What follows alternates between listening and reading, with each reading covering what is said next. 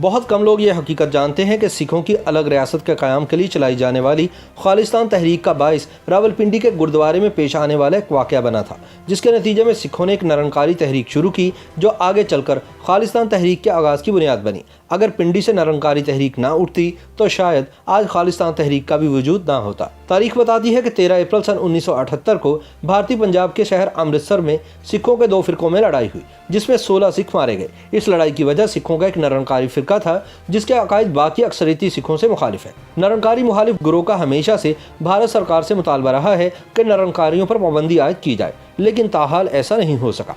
लिहाजा अमृतसर में पेश आने वाले सिखों की लड़ाई के वाक़े के बाद से सिखों ने अपने लिए अलग मुल्क खालिस्तान का मुतालबा कर रखा है। तारीखदान समझते हैं कि अगर पाकिस्तान के शहर रावलपिंडी में निरंकारी पैदा ना होते और यहाँ वाक़े निरंकारी गुरुद्वारे में बूटा सिंह के शराब पीने का वाक़या पेश ना आता तो कभी भी अमृतसर में सिखों के फिरकावाराना फसादात भी ना होते, यूँ शायद खालिस्तान की तहरीक भी ना चलती। बहरहाल निरंकारी फिरके की बुनियादें चूँकि रावलपिंडी में हैं, इसलिए खालिस्तान का खुरा भी पाकिस्तान से मिलता है। तारीखी हवालों से साबित होता है कि रावलपिंडी के निरंकारी मोहल्ले में एक नए सिख फिरके की बुनियाद पड़ी, जहां आज भी निरंकारी गुरुद्वारा मौजूद है, जिसमें इस वक्त शिमला इस्लामिया हाई स्कूल कायम है। जब यह गुरुद्वारा रंजीत सिंह के दौर में तामीर हुआ तो उस वक्त ये 6 कनाल पर मुश्तमिल एक वसी और 3 मंजिला कॉम्प्लेक्स था, लेकिन अब नाजायज तजावजात की वजह से कुल जगह बमुश्किल 1.5 कनाल रह गई है। निरंकारी फिरके के बानी दयाल सिंह 1783 को पिशावर में राम साहेब के घर पैदा हुए। 30 साल की उम्र में दयाल सिंह अपने मामू मलिका सिंह के यहाँ रावलपिंडी में आकर रहने लगे। दयाल सिंह हर वक्त धन निरंकार का विरोध करते रहते थे, जिसका मतलब था कि रिस्क देने वाला अजीम है। इसी वजह से लोग इन्हें निरंकारी कहने लगे। बाद इसी जगह इन्होंने एक गुरुद्वारा बनाया जहां सिख इनसे फैज़ हासिल करने के लिए आया करते थे।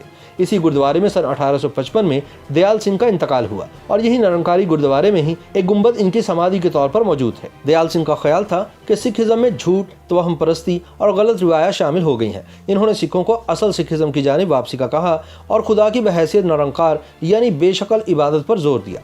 वह दरअसल गुरु नानक दौर के सिखिज़्म का अहया चाहते थे। इस गुरुद्वारे में एक दिन वो वाक़या रूनमा हुआ जो आगे चलकर निरंकारी तहरीक का मूजब बना। हुआ यूं कि एक दिन एक सिख बूटा सिंह शराब के नशे में धत होकर कीर्तन पढ़ रहा था, जिस पर दयाल सिंह ने उसे धक्के देकर गुरुद्वारे से निकाल दिया। लेकिन बूटा सिंह ने मरी जाकर अपना अलग गुरुद्वारा बना लिया और फिर अवतार सिंह, जो पिशावर में डबल रोटियां फरोख्त करता था, इसका चेला बन गया।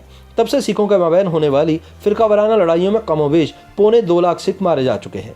अवतार सिंह तकसीम के बाद दिल्ली मुंतकिल हो गया, जहां इसने सन 1948 में संत निरंकारी के नाम से अपना अलग ग्रुप या फिरका रजिस्टर करा लिया और खुद को बाबा गुरु नानक का अवतार करार देने लगा, जिस पर रिवायती सिखों और इसके मानने वालों के माबैन सन 1950 में ही फसादात शुरू हो गए। दूसरी जानी बाबा दयाल सिंह के मानने वाले असल निरंकारी सूफी प्रस्त लोग हैं जो अमन की बात करते हैं। मगर इसी गुरुद्वारे में जब बाबा दयाल सिंह ने बूटा सिंह को शराब पीकर कीर्तन पढ़ने से मना किया तो ये वाक़या एक अलग निरंकारी सिख फिरके की बुनियाद बन गया। बूटा सिंह के चेले अवतार सिंह ने खुद को गुरु गोबिंद सिंह के बाद 11वां गुरु करार दे दिया और कहा कि सिखों की मुकद्दस किताब ग्रंथ साहब जिंदा गुरु नहीं है और ये कि मेरे बाद मेरा बेटा या गद्दी नशीन गुरु बनेगा और ये सिलसिला ता क़यामत चलेगा। इसके रद्देमल में बाकी सिखों ने इस फिरके को सिख मजहब से खारिज करने की तहरीक चलाई। इस दौरान इन नकली निरंकारियों ने 13 अप्रैल सन 1978 को विसाखी का त्यौहार गोल्डन टेम्पल में मनाने की कोशिश की तो इस दौरान लड़ाई में 13 सिखों को निरंकारियों ने कत्ल कर दिया। इनके कत्ल का बदला लेने के लिए जरनैल सिंह भिंडरावाला ने तहरीक चलाई और हिंदुस्तान की हुकूमत से इस फिरके पर पाबंदी का मुतालबा किया। हुकूमत के इनकार पर भारतीय फौज में मौजूद सिखों ने इस्तीफे दे दिए और यूं खालिस्तान तहरीक चल पड़ी, जिसके बाद आगे चलकर अमृतसर में गोल्डन टेम्पल पर भारतीय फौज ने ऑपरेशन ब्लू स्टार किया और सैकड़ों सिखों समेत संत जरनैल सिंह भिंडरावाला को भी मार दिया। इस ऑपरेशन के रद्देअमल में भारतीय फौज के एक सिख फौजी ने वज़ीर आज़म इंदिरा गांधी को कत्ल कर दिया, हालांकि वो इनकी हिफाजत पर मामूर था। चुनाचे ये तनाज़ा आज दिन तक जारी है। YouTube पर गूगली न्यूज देखने के लिए youtube.com की सर्च बार में गूगली न्यूज टीवी टाइप करें। गूगली न्यूज के पेज पर सुर्ख रंग के सब्सक्रिप्शन वाले बटन पर क्लिक करना ना भूलिए। YouTube पेज पर अपलोड होने वाली वीडियोस से बाखबर रहने के लिए बेल आइकन पर क्लिक कीजिए। आपको हर नई वीडियो के बारे में नोटिफिकेशन मौसूल हो जाएगा।